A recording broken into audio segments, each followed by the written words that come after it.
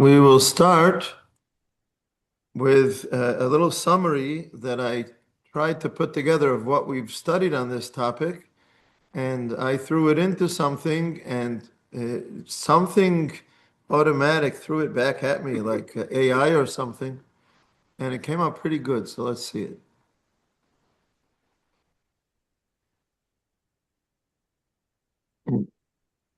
No, that's not it. Sorry. Wrong one.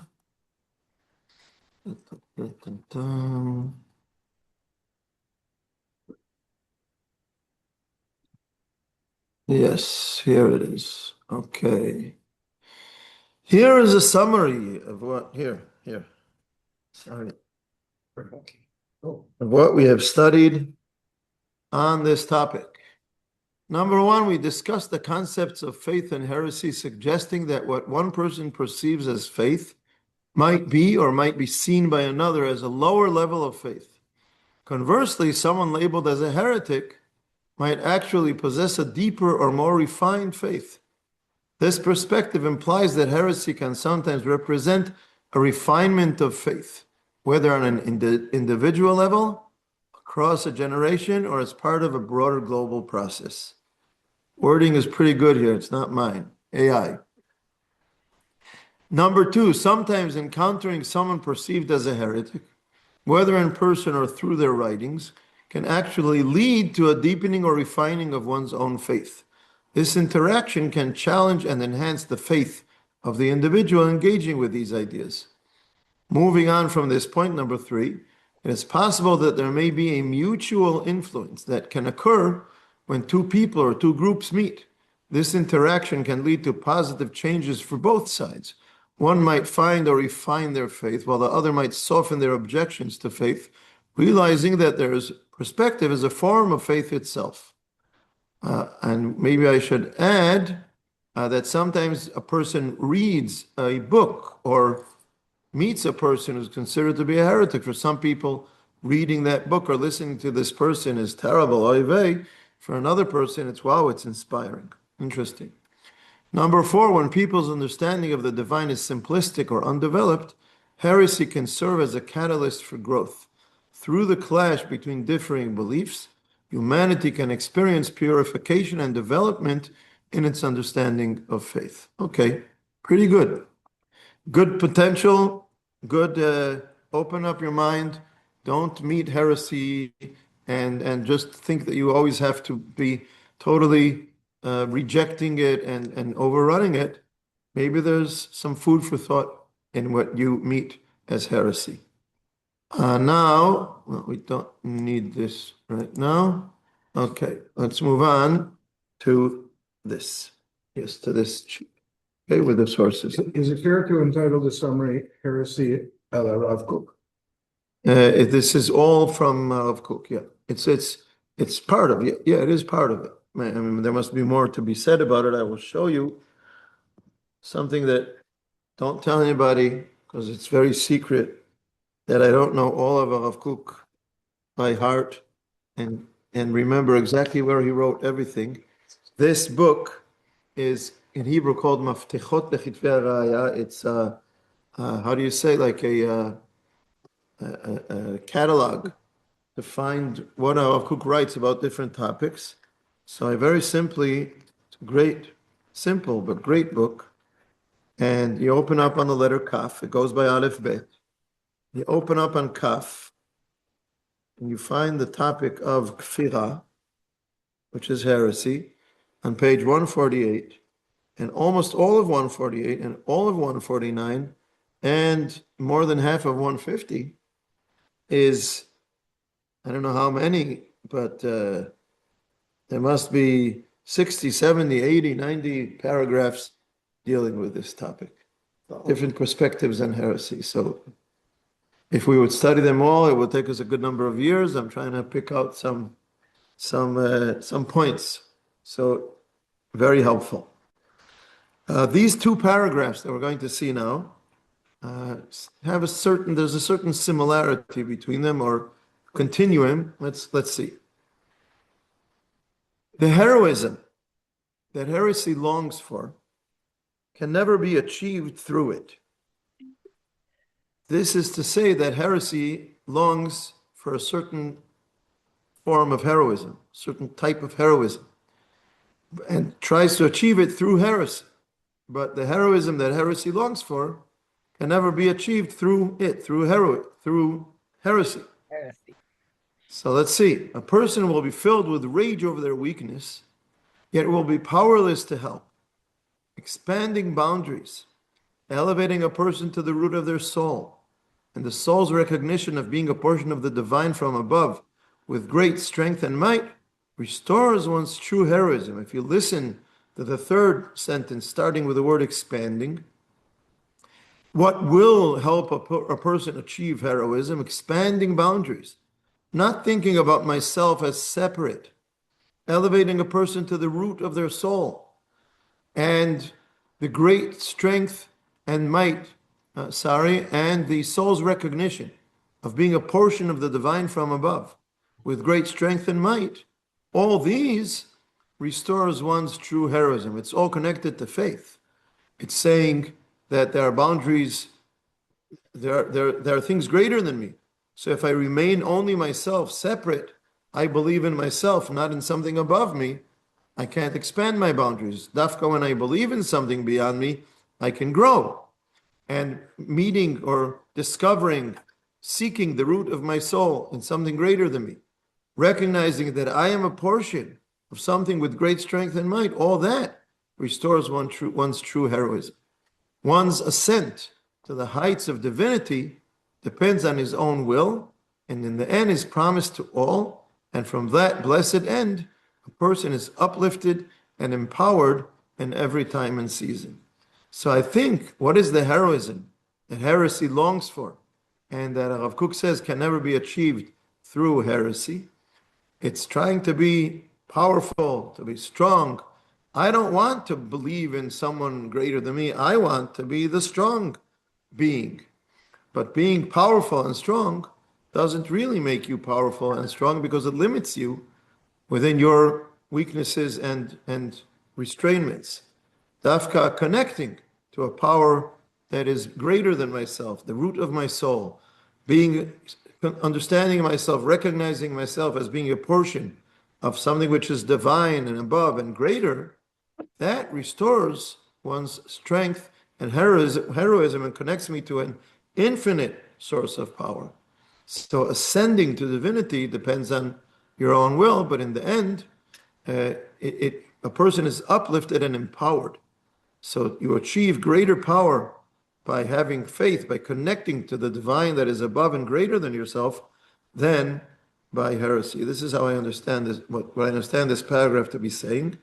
And if you see the time, if you understand the period in history, when HaRav Kook wrote this at the beginning of the 20th century, he comes to Eretz Yisrael and he sees he saw it in Europe, but he sees it here as a gathering of young Jewish people who are heretics, who don't want God and faith, and they want to be powerful, and they understand religion as something that takes away from my power as a human being, and they just become weaker because of that.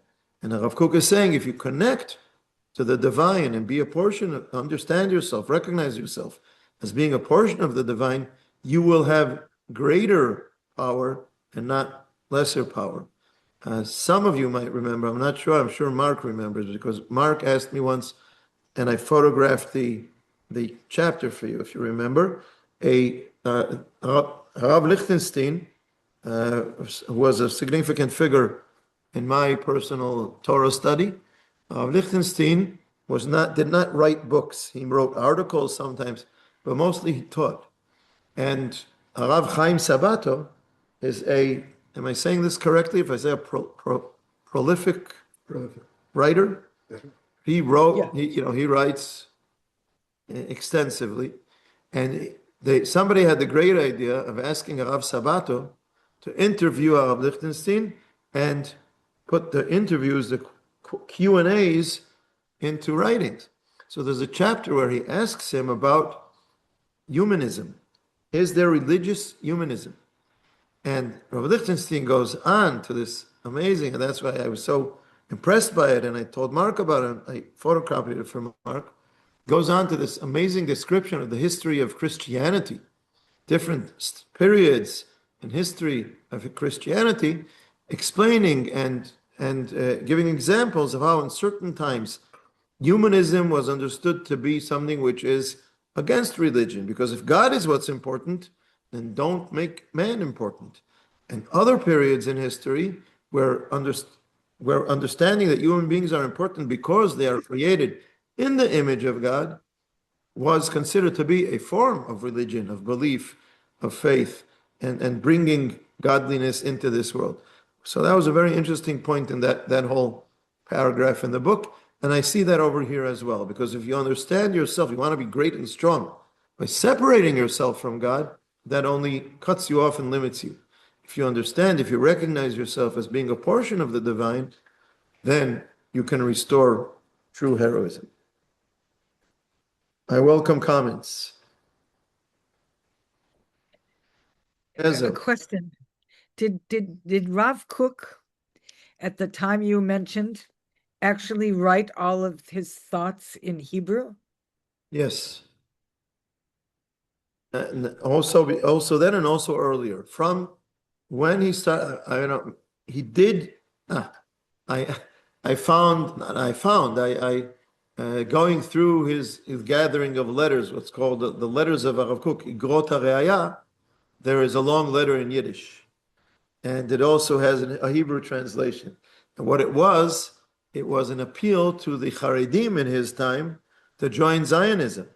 Because he said, if you want Zionism to be more religious, join it, be part of it, and you will influence it to be more religious. They didn't listen to him. He actually tried to create a movement called Jerusalem, Ledegel Yerushalayim, like the flag of Jerusalem. One part of why he tried to create this was that it would kind of be religious Zionism that the Haredim could join, because they weren't going to join Herzl's Zionism, or after Herzl's death, whatever developed in the Zionist movement. But they didn't join. So he spoke Yiddish, he wrote Yiddish if necessary. Probably if I look up journals in the beginning of the end of the 19th century, beginning of the 20th century, we'll find some articles in some Yiddish journal. But what he wrote was Hebrew, still in Lithuania before 1904 when he made Aliyah, and from 1904 all in Hebrew, certainly. And he actually wrote in Hebrew of that time. Well, that's a good point, because that was the same time that Eliezer ben Yehuda was renewing Hebrew, and Rav Kook was renewing Hebrew without saying it in those words. He was making up words. Maybe not as much as Ben Yehuda, but he was certainly making up some of his Hebrew as he went along, using words in a new way. And he didn't have AI to help him. No, and he didn't have Ben Yehuda to help him either. It's interesting. It's the same time, yeah. Yes, Eliezer. So the way I sort of was understanding this. Please speak louder. Thank you. Sorry. The way I was sort of understanding this was not that heresy makes you weaker, but heresy is like a cage. You just can't get out of it. And you can't transcend past a certain point without some, some faith. Mhm. But I mean, if you can think of famous people who are heretics, who they were strong, but they just couldn't get anywhere. Like Nebuchadnezzar. Like? Nebuchadnezzar. Okay.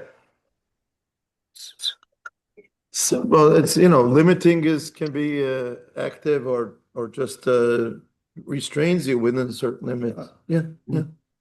Okay. Nakasha, anyone else? Well, Ed and I were having a little trouble wrapping our heads around that paragraph. And to me, I think the problem is with the word heroism. I would simply substitute strength, that you're not going to have the strength that you want to have in your religious life as a heretic. It's just not going to work. Not your religious life, in your life. Yes. Well, those are actually the same thing, aren't they? Well, not for a heretic. He's not looking for religious life. And I think he uses the word heroism and not just strength, Yeah. because again, look at that generation. They certainly wanted to achieve something. They didn't want to just be a strong individual. They wanted to be heroes of the Jewish people. They wanted to renew Jewish life, Jewish independence, Jewish productivity. They understood religion as something that puts you down and restricts you. And therefore, free yourself from religion and we will be stronger. We'll be modern and we'll be strong. And HaRav Kook is saying that's not going to get you there. That's going to keep you within tremendous, great limits. And Dafka connecting to God, who gives us commandments and restricts us, yes. But that also connects us to Him and guides us. You know, this is a whole other discussion. But it enables us to connect to something greater, and it gives us more strength and not less strength. Those are the two perspectives on religion that we might understand here. These are still people that want to identify as Jews. They just don't want Judaism. If you look at that time, certainly, including today also in some parts of Israel, but Okay. of the Jewish people, but certainly in the beginning of the 20th century. Yes. I have a good problem. Are we saying that, you know, the kibbutzniks were not heroic? I wouldn't say that. I would say that what he's saying is it's not going to make, being disconnecting from belief in God is not going to make your heroism greater. It's going to limit it. They were heroic in one way, and in some ways, in their willingness to make sacrifices for renewing Jewish life in Eretz Yisrael, or the life of the Jewish people in Eretz Yisrael. They were heroic in their aspiration to create a just and moral society. They were heroic in being willing to leave their familiar surroundings where they were born and come to Eretz Yisrael, and there was nothing here. It's not like, you know, we remember, I'll speak for myself. I remember from the 70s, okay, the 70s and 80s of the 20th century, which is more than half a century after what HaRav Kook was writing. But I remember, you know, how great a difference there was, a gap between modern life in the U.S. and Israel was way back. And, you know, you would come with a suitcase from the United States and bring Starkist tuna and cereal and telephone. And, you know, all things like that. And now it's a global world, and if there's something modern, Israel has it as much as anyone else has it, or some of it comes from Israeli technology. But certainly taking another 50 years back and going to the beginning of the 20th century, Israel was a very barren place. And to come here and settle here, of course, there was heroism to that. But instead of making it greater, what he's saying is heresy binds it and restricts it. I'm gonna push that a little. Okay, good. I think the idea of coming to Israel and settling, whether it was in the turn of the 20th century or the 1920s or the 1950s or the 1970s or whenever it was, is implicitly a statement that you think that there's something here that's special. And what else could that possibly be?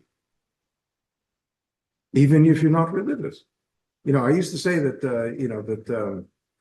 I don't know if anybody else has heard me say this expression, but, you know, when you make Aliyah to Israel, you're, you know, from America or Canada or places like that, all right, you know, before Trump, you would say that you're either religious or you're crazy, and we're not religious, you know.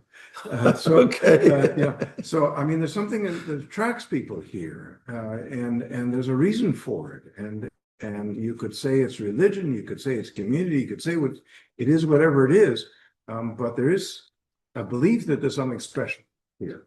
after all. Otherwise, maybe we should have gone to, where was the place that we were supposed to go to? Uganda. Azerbaijan. Oh, yeah, okay, there too. Uganda. Or whatever. Virginia, there was something. Yeah, but we didn't, right? What? And there were the non-religious people, ostensibly non-religious people, who said, no, we're not going to do that. We want Well, to come here. Well, first of all, it was a big argument in 1902, and it was not, it was a close call, and I agree, even if for non-religious reasons, it could just be pragmatism. Jews are just not going to be lured. They're not going to be attracted to come to gather in Uganda. It's just not going to happen. And whether it's right or wrong, it's not going to happen. It's not realistic. It's not pragmatic. On the other hand, I agree with you that there's something's underlying all these desires, and HaRav Kook would certainly agree with that, and he would say that it's something Jewishly intrinsic in these people, and they don't identify it as religious. But you're right, it's beyond logic or mathematical equations that lead to a certain decision. So Rav Kook might connect that as well, but then I would say that he's also turning to the people and saying, your understanding of religiosity, you think it puts you down and restricts you. You can look at it in a different way and see that it will make you grow. And that's exactly putting into motion what we had spoken about before, that sometimes the problem of heresy is not that it's really is heretic, it's that they misunderstand faith. And so deep down inside, they're understanding something about faith when they come here. It's how do you say, they say it's something in the name of someone, it's quoted in the name of Ben Gurion. How would you say that? It's Paraphrase? no, not paraphrase. What? Tribute? Attributed, right? It's attributed to Ben Gurion, who said that in Israel, what's normal, if there's something normal, it's a miracle, but having miracles is normal. And that's Ben Gurion. Ben Gurion was not a follower of the oral Torah, of the development or the process and the tradition of Torah throughout the ages. He was very much a Tanakhist, very connected to Tanakh. So there's his Jewish connection. Whether he called it faith or not might be, if he didn't call it faith, he could be a good test case to, what does it mean? What was the undercurrent beneath what he understood in his own consciousness? It's an interesting point. Okay, I think the next paragraph will give us something similar. One, let's take a look at this, and then the third one will be a whole different direction. Let's see here. All thoughts and ideas of reverence for heaven are praiseworthy when they are spoken from purity of heart, in accordance with sincere understanding and untainted feeling. However, in those aspects where an expansion that does not arise from greatness of understanding constricts life, diminishes vitality, and stifles material powers and spiritual talents, there lies weakness. In response, so let's discuss this for a moment.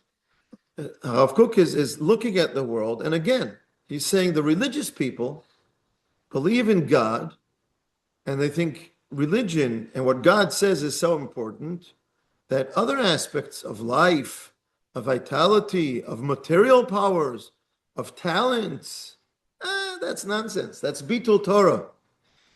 What's important is to learn Torah and perform mitzvot. Other people like life. They enjoy vitality. They have talents.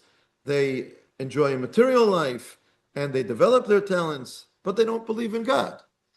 So HaRav Kook is saying, if your ideas of reverence for heaven are spoken from purity of heart, it will that will help you grow in understanding life, in vitality, in appreciation of material powers. Doesn't have to be the top of the totem pole, but it has value of developing talents that God gave you. And if your religiosity or your reverence for heaven causes you to diminish all those aspects of life, HaRav Kook doesn't like it. He's saying it's not pure. In response to this comes the quality of opposition. When you show a religion like that, it creates opposition, spreading through books, newspapers, and various influences, which HaRav Kook experienced personally. That was the generation that he met. The religious society was very much opposed to physical, individual life, talents, and so on. And so the non-religious society was a reaction to that. Going back to what we studied before, faith is understood, is perceived in a certain way, and some people represent that perspective, and other people oppose that perspective, and they're diminishing religiosity in that way. And there, the destruction and coarseness are exceedingly great to the point that one cannot withstand their foul odor. In other words, the opposition to religion because of this is very unpleasant, to put it mildly. Nevertheless, from this too a distillation of strength and power is taken, of fortitude and might of will, as it serves as a means to reinforce the vigor of life that is depleted by the innocent influence of reverence for heaven that has not yet been clarified by clear understanding. From the joining of these two forces, that's exactly what we said before. If these two forces fight with one another, they clash. But the joining of these two forces, a world will be built, and a people will be built, and redemption will come, and everlasting salvation to the house of Israel and to the entire world. Because we will have the godly blessing, the connection, the understanding, the what he called in the previous paragraph, the recognition of ourselves as a portion of something greater than us, together with the strength and power that we have achieved and that we have grown in by opposing what we understood to be a religious way of life that is against developing ourselves and material life and so on. From the joining of these two forces, a world will be built and a people will be built and so on. The supreme glory of the Lord and the glory of the name of the God of Israel, the God of the world, and the glory of the splendor of his might will be unified into one exalted whole. Israel will prevail, the light of truth will burst forth in its might. Falsehood and injustice will utterly pass away. Every weakness and decay will be consumed, and all strength and courage, purity and holiness will be exalted. And here he quotes a pasuk from Yeshayahu: the humble shall increase their joy in the Lord, and the poor among humankind shall rejoice in the Holy One of Israel. A kind of saying that two forces here, one force that was meek and humble will increase, and one force that was poor will rejoice, but they'll connect, and they'll connect with the Holy One of Israel. I think it very much continues. It's a totally different notebook. This was notebook A. This is notebook 6. No, that was notebook number 1. This is notebook number 6. These may have probably were written in different years, but I don't know exactly. I could try and look it up exactly what year each notebook was written, if we know.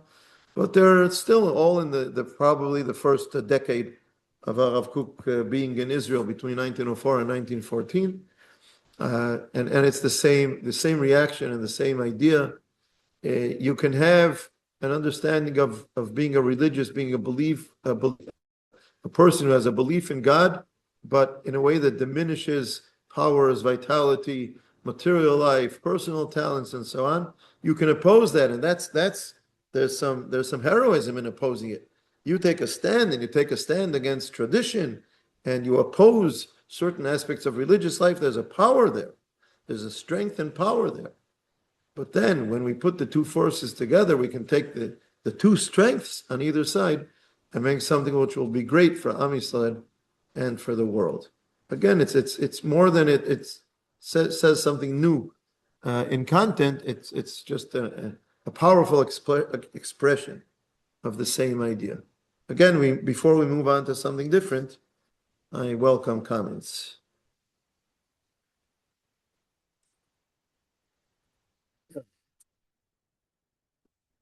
Second sentence, certainly current for our time, isn't there?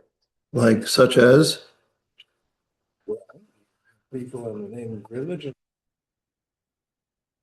doing terrible damage to other people, ways that you could hardly call religion. Yeah. I would even say I can criticize other groups, different groups. Certainly it's part of the split that we see to this day. I would say in the religious Zionist circles, it has, again, I will go back to the 70s and 80s, mostly the 80s. I graduated high school in 1980. Went to yeshiva. And the yeshiva, the religious Zionist yeshiva world was just, it started, you could say, post-high school started in the 60s. It was still, I think, very young and developing, beginning. And it was Zionist and celebrating Yom HaAtzmaut, but the essence was not so different from the traditional Haredi yeshivot. But then I consider that I witnessed with my eyes, with my soul, with my mind over those decades, tremendous development and growth and development of independent thinking, which was very different. And one of the big differences, one of the main differences, was the idea that this very idea that being a good soldier and being a good Torah learner can be actually two different parts of the same energies of being able or being a good settling the land of Israel and studying Torah and keeping mitzvot was one unified energy and so on, which is something that I strongly identify with. And it became so strong that sometimes it kind of overdoes itself and it becomes negative towards other places that don't look at it that way and have parts of it. But that's something worth thinking about as well.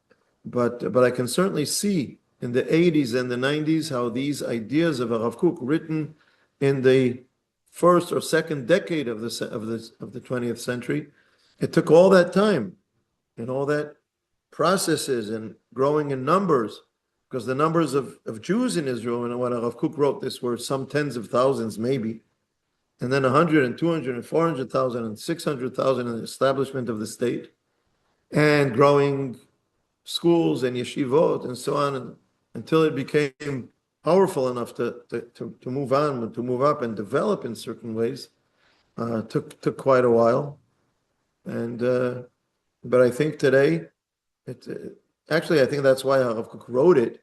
He publicized his book. This book called Orot, Lights. Everything in HaRav Kook is lights of something. So this is just lights. And he publicized this. He put this out in 1921. Actually, he was outside of Israel from 1914 to 1919 because he went to a certain gathering in Europe in 1914 and got stuck in Europe for the 5 years of the war. And when he returned, he created the yeshiva in Yerushalayim and then the chief rabbin and became the chief rabbi. And he put out this book, and there was a kind of discussion. Why did HaRav Kook put this out in 1921?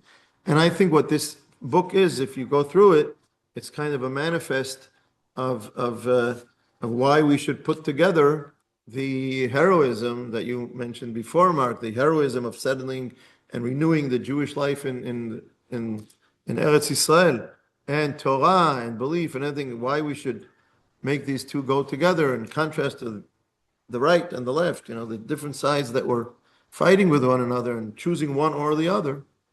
I think that's why he wrote it. I think in 1920s and 1930s, 1940s, it was a trickle of people who could follow that and do something with that.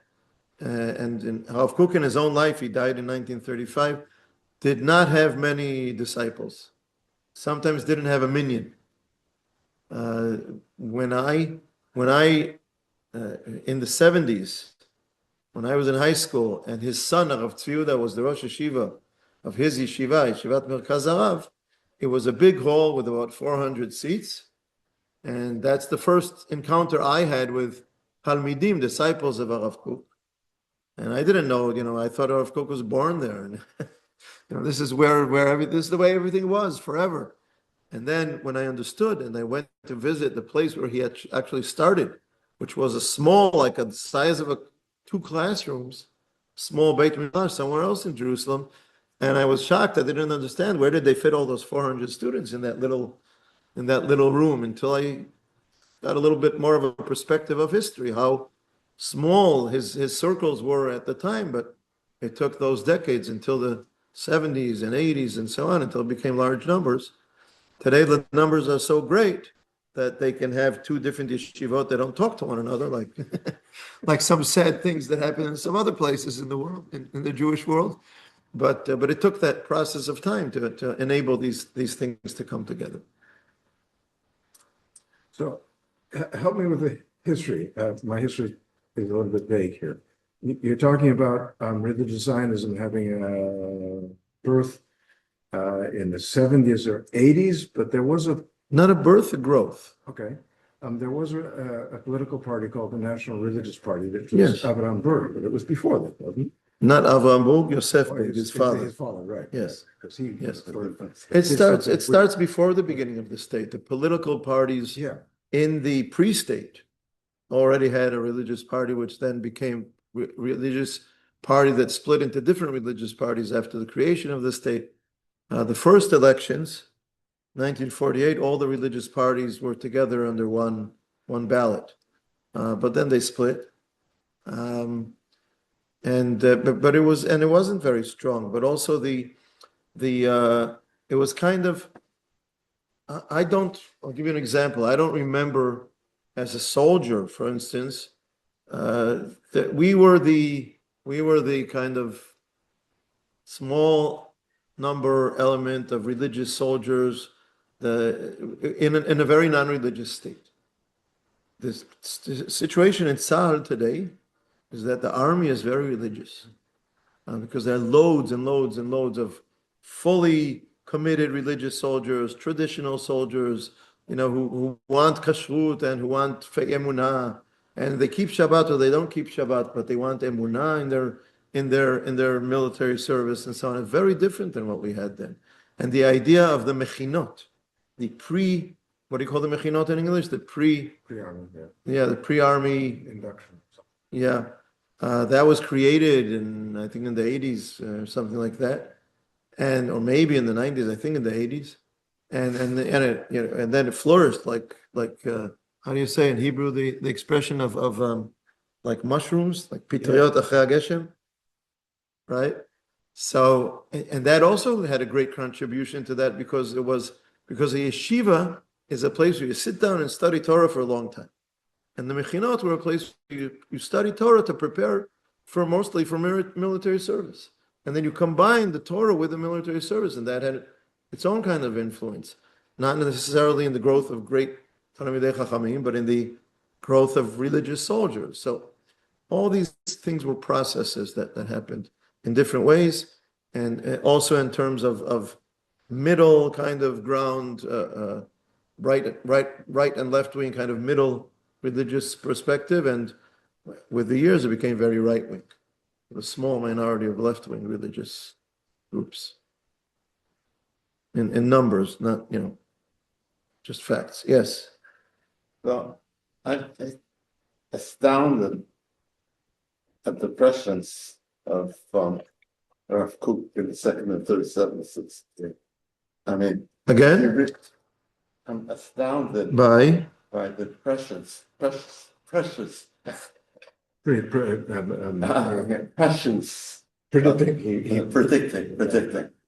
addictions. It's prescience. Prescience. Well, I don't know the word anyhow. So But he was predicting. Because in the second and third sentence, you read the newspapers, and that's exactly where we are today. Yeah.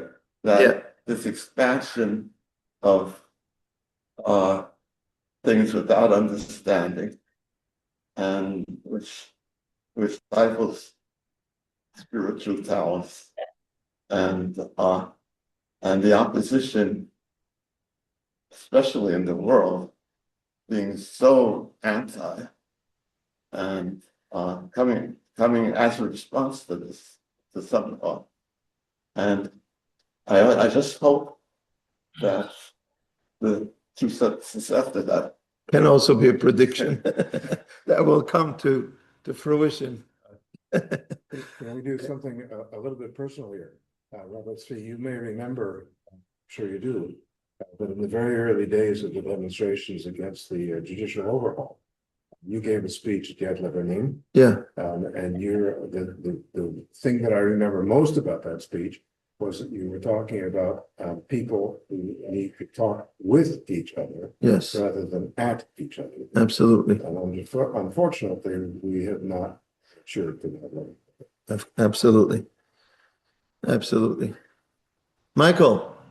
Yes, thank you for sharing the personal aspect of this. It's kind of opened my eyes a little bit.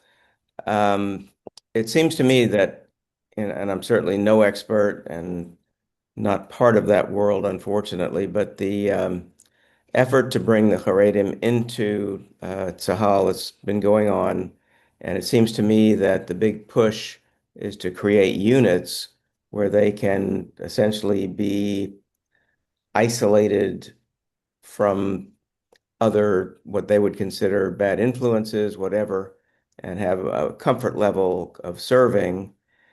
And from what you were saying, it seems to me that maybe it would be preferable to mix everybody together, that it would be a good influence on the other soldiers and also a good influence on the Haredim to find out that, no, these are not evil people. What do you think? That's okay that you and I think that way, but they're not going to come.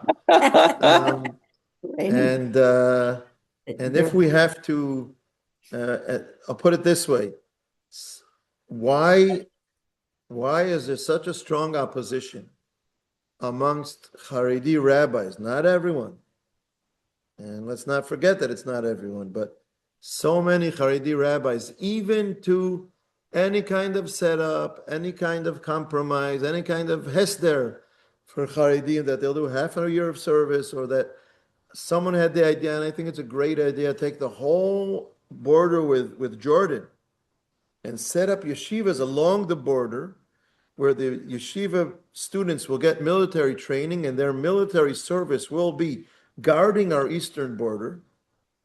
And, so they'll have to have a shift of shmirah, of guarding, but most of their week will be learning Torah. And that will be their military service. And how much is that going to take away from Torah learning? But they're against, in separate units and so on. But they're opposed to it because of the same reason that I think that even though I would prefer something more joined, but this is also, it's a form of joining. It's a form of joining Israeli society. It's going to break down these giant walls that they're trying to create, that they will be separatist and they won't be part of Israeli society, because Israeli society is non-religious and not sanua and not this and not that. So they don't want them to be influenced, to be exposed to Israeli society. And in a sense, they're right. My answer to that is, that's not a reason not to join us when we have to go to war with enemies. That doesn't justify it. As much as it hurts me to say it, and I'm not happy with a person who doesn't make aliyah because he doesn't want to live in a Jewish country, where he's going to be too close with his Jewish brothers who are not religious. So he decides to stay amongst the goyim because they're not his brothers. So he can, go to work with them and they stay not his brothers. So he can keep away from them. I can understand that morally better than coming to live in a Jewish country with a Jewish army and not joining it, because you don't want to be part of the state. So I don't want to, I don't have to explain that I'm opposed to that, but I understand where they're coming from. Because even being in a totally Haredi separate unit with everything that they need is still becoming part of Israeli society, and they don't want that to happen. Of course, I agree that it should be, and to the extent that it's happening, it is indeed, it's making them closer. It makes a little bit, walking home Friday night, we encountered two people who looked Haredi, had the Haredi look. Only one of them was in uniform with a gun. So I decided to walk up to him and say, Shkoech, where are you serving? Turns out he's a guy who doesn't live in Israel. He comes here from Miluim. Amazing. He's been living outside of Israel for years, but he comes here for Miluim. And he's, apparently this other Haredi with him was a relative or whatever. But we spoke a little bit. But, so if I see, enough for me to see a guy dressed Haredi with uniform and a gun, so I feel, maybe I disagree with you on 100 different things, but I have to say shkoyach to you. So we're connecting on something. And that's what they're afraid of, that we're connecting. So to a certain level, even being separate units, it's connecting. And it's a stage. I understand it as a stage of finding connections. I have 2 points that I'd like to throw in. One is, to me, that demonstrates a lack of trust in their students. Of course. They're so easily going to be, pulled astray, if you will. And the other is part of this, and I'm sure in some cases it is, just an effort on behalf of the leadership to retain power and control, because they're going to lose that. Yep. The second foot. Yeah. Eliezer is saying it's the second sentence. Yes. With respect to Eliezer, I'd like to inject a little bit of mathematics here. Okay. If you withdraw everybody who is religious from the society, then by definition, you're leaving the rest of the society non-religious. But if you you can't run everything your way, so you're going to be influenced by people who are non-religious. So that's Yeah, but it's a self-fulfilling prophecy. You say, well, those darn Israelis who aren't religious, we're going to separate ourselves completely from them. Then, of course, the rest of the society is going to be non-religious because you've removed all the religion from the rest. That's what HaRav Kook was saying in. It's a tautology. I don't remember the year. I think it was also before 1914 that HaRav Kook wrote this, or maybe it was a little after that HaRav Kook wrote this long letter in Yiddish, calling upon Haredim to join the Zionist movement, because that way we will have influence on Zionism. Of course, we will be influenced as well. That's the tension. There's a letter by one of the Chabad rabbis somewhere around the turn of the century. I don't remember before or after the end of the 19th century or beginning of the 20th century, but the letter was telling his followers in Europe not to join the Herzlian, these Zionism of Herzl, because what he wants is not serving God in Eretz Yisrael, but something which is secular. And if you join, you're going to become secular. Now, I can't say he was totally wrong. Many people who did join became secular. On the other hand, not to mention some people who didn't join were murdered in Europe and weren't saved, but also, okay, like you said, Michael, how do we make it happen without losing our identity? That's our test. That's what we have to figure out. So religious Zionism is not perfect, but it tries to do that. So we make a yeshivat esder or a mechinah where you can go and study Torah and have a religious framework when you go to the army, but you're going to meet everybody else in the army. So what you just described to me is a failure of emunah on behalf of the Haredim. I agree. I mean, it's easy. They're not here to defend themselves, but yeah, I happen to agree. Let's bring someone. Yeah, we should. Okay, I'd like to add one more paragraph, please. A little different. Here we go. I love this paragraph. It's separated here to 3 paragraphs, but it's the same thing. And it has a different kind of idea here. Let's see. There is a good content in the world that is continually ascending. And this content reveals itself also in the will and the nature of the human being.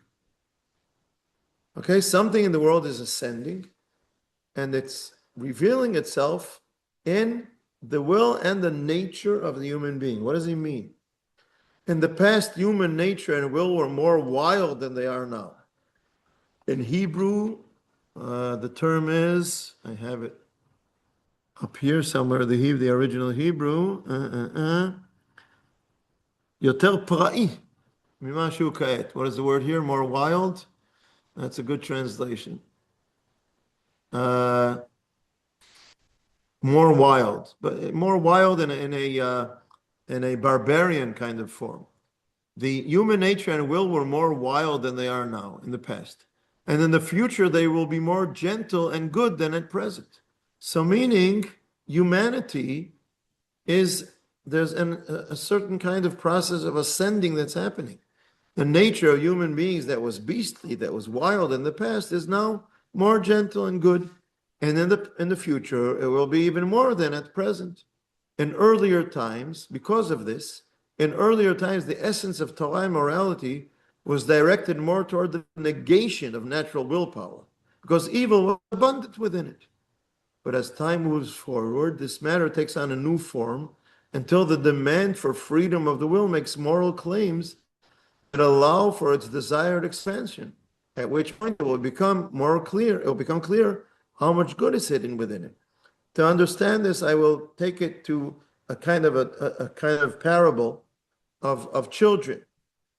A young child you have to oversee him all the time. If you don't take care of the child and watch over him all the time, he's going to cause damage to himself. He's going to cause damage to others. He can't handle himself. And when he's 10, when he's 9, in Israel, you're supposed to allow him to cross the street by himself. He's old enough to do that. And you're scared to allow your 9-year-old child or grandchild to cross the street by themselves. But you have to let go because they're old enough to do that. If you hold on to them, then you're restricting them in a way that's not good.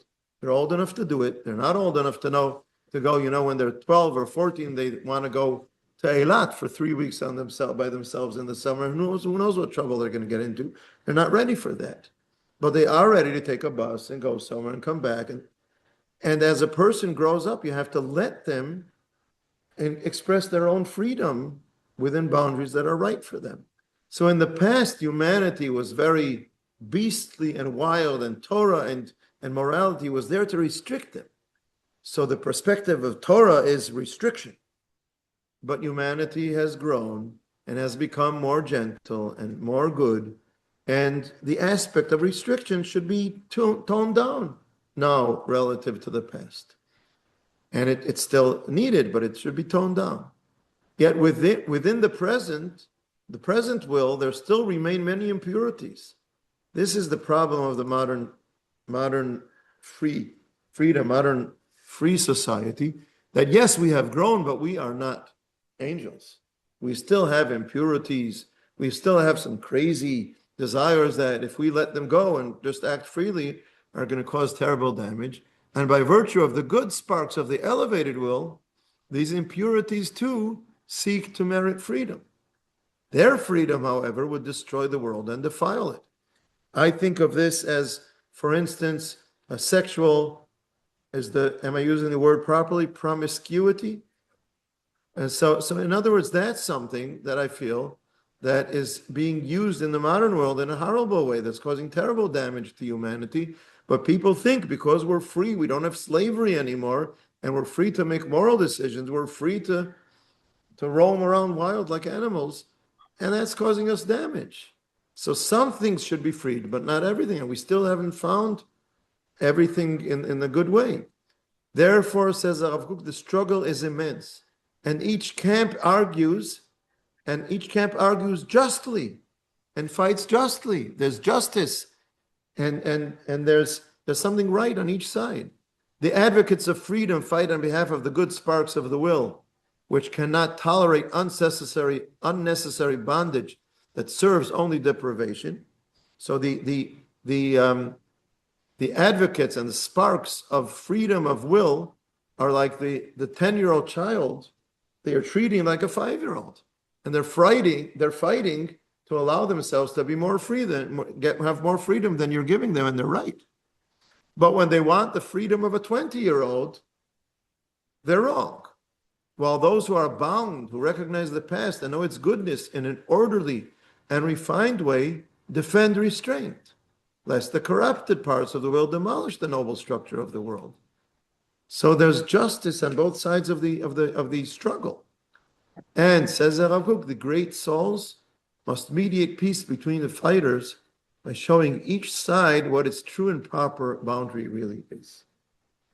And so the truth is not to be on one side or the other, to be a great person and mediate peace and say, yes, you're right here. We have grown enough to encourage freedom, and we don't need the restrictions like they were in the past.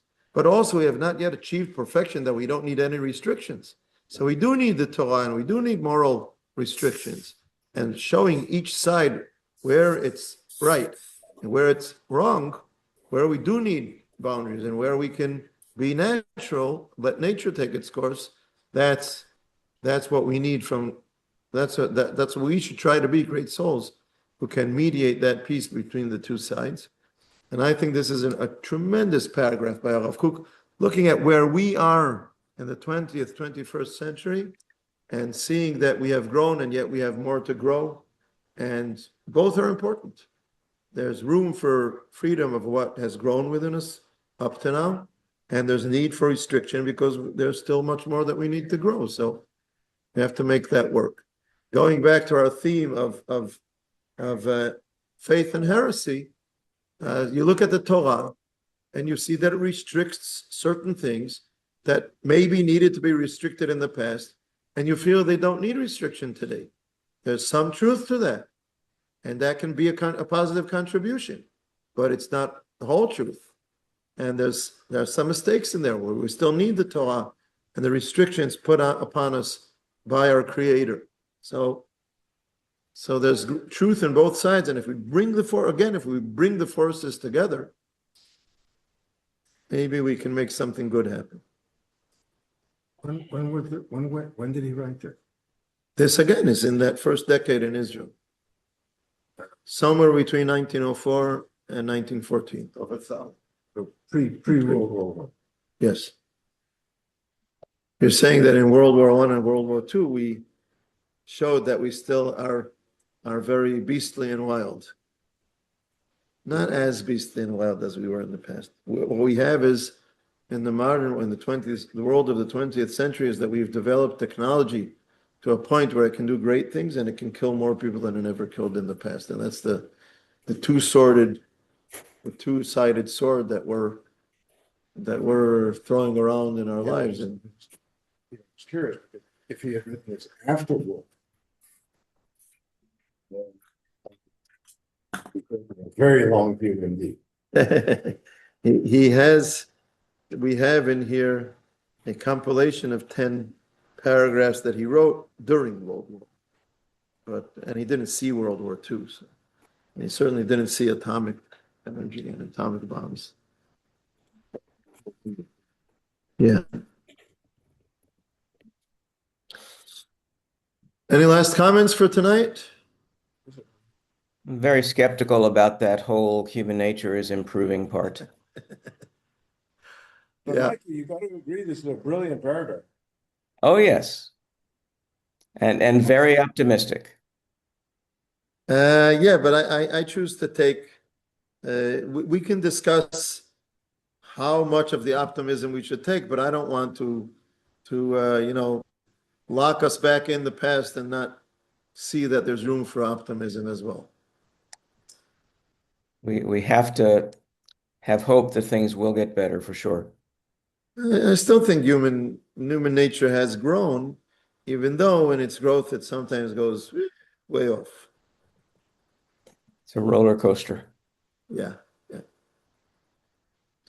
Okay. לילה טוב. לילה טוב, כל הכבוד. Bye bye. תודה רבה, תודה רבה. Be well, everybody.